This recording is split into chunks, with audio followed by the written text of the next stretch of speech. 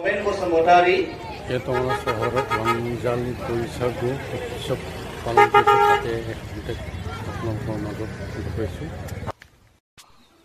এয়া তেওঁলোকে উৎসৱটো পালন কৰিছে ৰংজালী বৈশাগু উৎসৱ।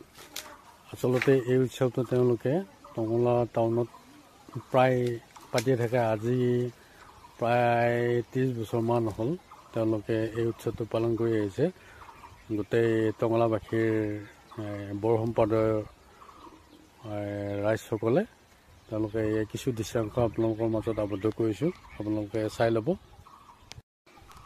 এয়া তাৰে কিছু দৃশ্যাংশ আবদ্ধ কৰিছোঁ আপোনালোকৰ মাজত আনিম বুলি আপোনালোকে চাব। আৰু মোৰ চেনেলটো আপোনালোকে like, comment, share and subscribe কৰিবলৈ নাপাহৰিব যদি ভাল লাগে ভিডিঅ'বোৰ।